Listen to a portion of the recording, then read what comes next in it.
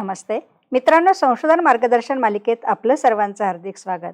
मागील भागात आपण संशोधन विषयाचं महत्त्व कसं लिहायचं याबद्दल माहिती बघितली होती। मित्रांनो, आजच्या भागात आपण संशोधनाची समस्या जी तुम्ही हाती घेतलेली आहे त्याचं विधान कसं लिहायचं, म्हणजे स्टेटमेंट ऑफ प्रॉब्लेम लिहायचं कसं याबद्दल माहिती घेऊया। आता स्टेटमेंट ऑफ प्रॉब्लेम म्हणजे समस्या विधान हे ज्यावेळेस आपण लिहित असतो तर त्यावेळेला तुम्ही हाती घेतलेली समस्या जी आहे त्या समस्येच्या अंतर्गत काय काय कार्य करणार आहात, कसं करणार आहात, त्याचं स्वरूप काय असणार आहे, या सगळ्या बाबींवर आधारित तुम्हाला काय करायचं आहे। प्रश्नांच्या स्वरूपामध्ये असेल किंवा विधानांच्या स्वरूपामध्ये असेल, तुम्हाला त्याची मांडणीही करायची आहे। म्हणजे तुम्ही जी समस्या निवडलेली आहे तर त्या समस्येमध्ये नेमका काय काय समाविष्ट असणार आहे या बाबींचा तुम्हाला काय करायचं आहे, विचार करायचा आहे। म्हणजे तुम्ही ज्या वेळेला समस्या विधान लिहित असतात त्यावेळेला या संशोधन समस्येचं प्रतिबिंब जे आहे ते तुमच्या त्या विधानामध्ये लिहिलेलं असणं अतिशय महत्त्वाचं आहे। हाती घेतलेली समस्या जी आहे ती सोडवणार कशी आहात, त्याच्यावर कोणकोणते उपाय शोधणार आहात किंवा ते सोडवण्यासाठी तुम्ही कोणकोणत्या क्लुप्त्यांचा वापर करणार आहात याबद्दल थोडक्यात विधानांच्या स्वरूपात किंवा प्रश्नांच्या स्वरूपात आपण काय करू शकतो आहे, माहितीही लिहू शकतो आहे। संशोधन अभ्यासाची पद्धती नेमकी काय असणार आहे ही सुद्धा तुमच्या समस्या विधानातून स्पष्टपणे समोरच्या व्यक्तीला कळणं किंवा जे वाचक आहेत त्या वाचकांपर्यंत ती माहिती पोहोचणं अतिशय महत्त्वाचं आहे। आता मी जसं मगाशी म्हटलं की समस्या विधान जे आहे तर तुम्ही विधान किंवा विधानांच्या स्वरूपात किंवा प्रश्नांच्या स्वरूपात सुद्धा काय मांडू शकता आहात।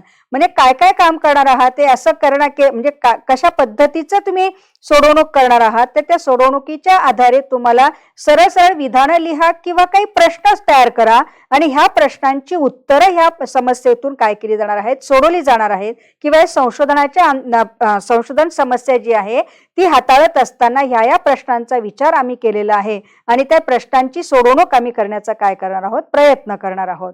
शिवाय समस्या जी हाती घेतलेली आहे तर तिचा कालावधी असेल किंवा त्याची भौगोलिक क्षेत्र जे आहे तर ह्याच्यापुरतच ते मर्यादित आहे का इतरही बाबींचा तुम्ही काही विचार करणार आहात, हे सुद्धा समस्या विधानामध्ये येणं अतिशय महत्त्वाचं आहे।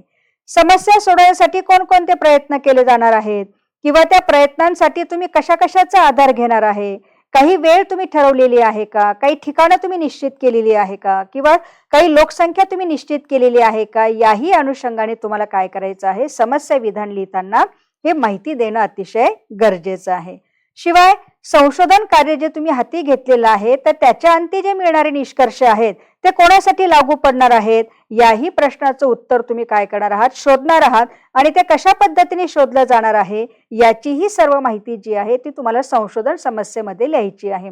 मग आता ही संशोधन समस्या लिहित असताना तुम्हाला तुमच्या मनामध्ये असा प्रश्न आला असेल की अगदी पॅराच्या पॅरा लिहिणं गरजेचं आहे का, तर नाही। एक 7 ते 8 प्रश्नांमध्ये किंवा एखाद्या पॅरामध्ये तुम्ही काय करू शकता, ती माहिती मांडू शकता। शक्यतो मुद्द्यांच्या स्वरूपात किंवा क्रमांक देऊन वगैरे तुम्ही जर त्याची मांडणी केली तर वाचकालाही ते स्पष्ट होतं आहे की तुम्ही समस्येचा आधार म्हणजे समस्या सोडवण्यासाठी कोणकोणते आधार कशा पद्धतीने वापरणार आहात याचं स्वरूप समोरच्याला लक्षात येईल। अशा रीतीने मित्रांनो, आता आपण समस्येचं विधान जे आहे ते कसं लिहायचं आहे, त्याचं स्वरूप कसं असणार आहे याबद्दल माहिती घेतली।